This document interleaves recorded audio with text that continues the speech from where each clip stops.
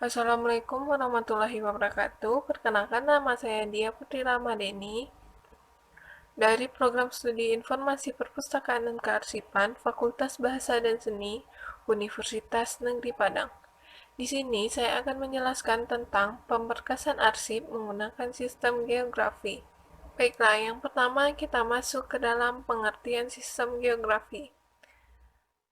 Pemberkasan arsip sistem geografi atau wilayah adalah sistem penyimpanan dokumen, berkas, atau arsip yang dijadikan pedoman untuk menyimpan dan menemukan kembali arsip yang disusun berdasarkan wilayah dari pengirim surat atau wilayah yang mengirim surat.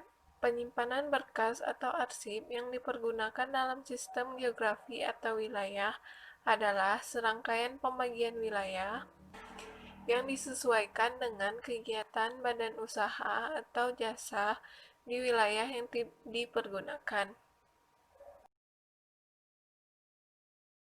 Tiga tingkatan klasifikasi sistem wilayah atau geografi. Yang pertama, menurut nama negara. Yang kedua, menurut pembagian wilayah administrasi negara. Dan yang ketiga, menurut administrasi khusus. Keuntungan menggunakan sistem geografi. Pertama, penentuan tempat berkas secara cepat dilakukan apabila petugas mengetahui letak suatu tempat di mana disimpan.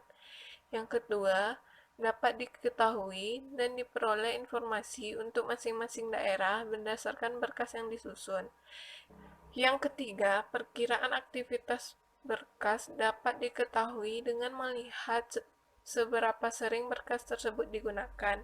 Yang keempat, mudah mencari keterangan bila letak wilayah telah diketahui. Yang kelima, cocok untuk organisasi yang mempunyai kantor cabang di beberapa tempat, seperti biro perjalanan, usaha pengiriman paket, perusahaan ekspor-impor, dan lain-lain. Kerugian menggunakan sistem geografi. Yang pertama, perlu kerja tambahan karena pemakai harus menyusun dua berkas, yaitu berkas berdasarkan wilayah dan berkas untuk indeks. Yang kedua, bila badan perorangan atau badan milik dua alamat, maka manajer arsip harus menyusun berkas kedua alamat tersebut. Yang ketiga, kesalahan dalam pemberkasan dapat terjadi karena ada dua nama yang sama atau nama jalan yang sama yang terletak di satu daerah atau beberapa daerah tertentu. Yang keempat, kemungkinan besar terjadi kesalahan dalam penyimpanan apabila petugas tidak memiliki wawasan atau pengetahuan tentang geografi. Yang kelima, harus mengetahui letak geografi atau wilayah meskipun dalam surat tidak tercantum secara lengkap. Yang keenam, perlu adanya guide atau semacam buku petunjuk yang menggambarkan batas-batas wilayah yang menjadi wewenang dan tanggung jawab masing-masing cabang atau perwakilan. Yang ketujuh, bila terjadi penambahan wilayah baru, harus mengubah daftar klasifikasi dan perlengkapan kearsipan.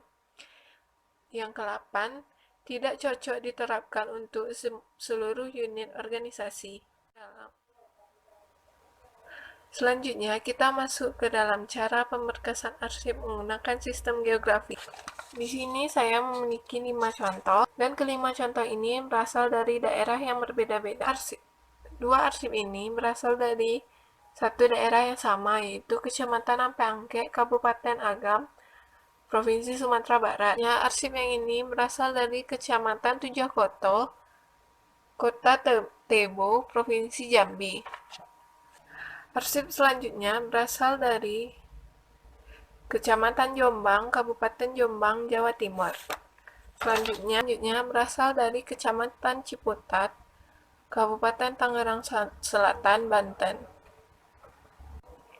Arsip-arsip ini saya masukkan ke dalam satu map yang sama berdasarkan kabupatennya masing-masing. Di sini ada yang berasal dari Kabupaten Agam, saya masukkan ke dalam satu map yang sama. Seperti ini. Begitu juga dengan arsip-arsip lainnya.